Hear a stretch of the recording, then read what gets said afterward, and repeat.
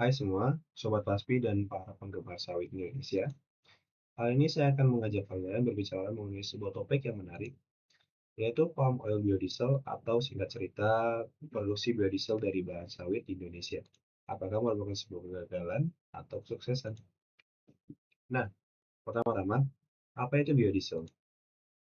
Jika dilihat pengertian dari kamus, biodiesel sendiri adalah sebuah bahan bakar nabati yang digunakan sebagai substitusi untuk bahan bakar diesel konvensional.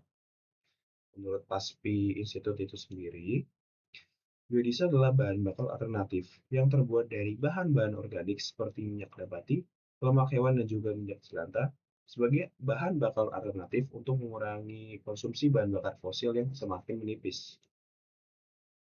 Biodiesel sawit secara harfiah artinya biodiesel yang dibuat dari CPO atau crude palm oil, di mana crude palm oil atau minyak sawit ini akan diubah menjadi senyawa yang bernama FAME atau fatty acid methyl ester. FAM sendiri merupakan senyawa dengan sifat fisik dan struktur molekul yang mirip dengan solar, sehingga dapat digunakan sebagai bahan bakar. Kemudian mari kita melihat sedikit sejarah dari produksi palm oil biodiesel di Indonesia. Pertama-tama kita perlu tahu sedikit mengenai kode untuk biodiesel ini. Biodiesel ini diberi kode B diikuti dengan angka, di mana B merupakan singkatan dari blending atau bisa diartikan sebagai kadar, dan angka di belakangnya sebagai persentase kadar palm oil yang digunakan. Nah, pada tahun 2008 baru didapatkan biodiesel dengan campuran 25%. Kemudian pada tahun 2010 naik menjadi 7,5%, dilanjutkan ke 10% di tahun 2014, naik lagi menjadi 20% di tahun berikutnya. Kemudian sebelum pandemi diterapkan kebijakan untuk mengimplementasikan biodiesel dengan blendingan 30% di industri public transport, dan baru-baru ini naik menjadi 35%. Sebelum pada akhirnya kita ingin mengejar target blendingnya 100%. Nah, kemudian ada apa sih dengan biodiesel dan kenapa seperti selalu terlihat kontroversi? Pertama-tama, ada dua mitos yang ingin saya bahas mengenai biodiesel berbahan bakar sawit ini. Yang pertama, minyak sawit itu tidak sesuai untuk digunakan sebagai bahan baku biodiesel.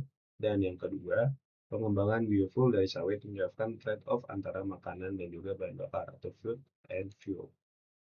Oke, untuk mitos pertama, minyak sawit sendiri sebenarnya merupakan bahan baku utama yang paling banyak digunakan oleh industri biodiesel global, di mana penggunanya naik dari 6,2 juta ton di tahun 2015 menjadi 15,2 juta ton di tahun 2001. Mengapa hal ini terjadi? Ternyata emang minyak sawit cocok, karena harganya yang relatif kompetitif, pasokannya yang stabil sepanjang tahun, dan juga volumenya yang besar, sehingga aman dan efektif digunakan sebagai bahan baku biodiesel.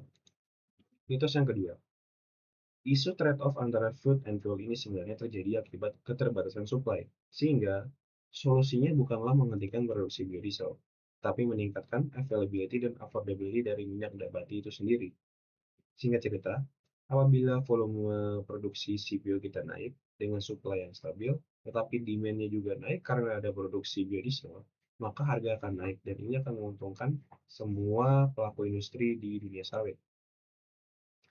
Kemudian kita bisa melihat data yang diambil dari USDA itu berikut, di mana dengan penggunaan palm oil untuk biodiesel yang naik, maka harga rata-rata dari crude palm oil itu sendiri akan mengalami kenaikan, dan ini akan menguntungkan semua pelaku industri.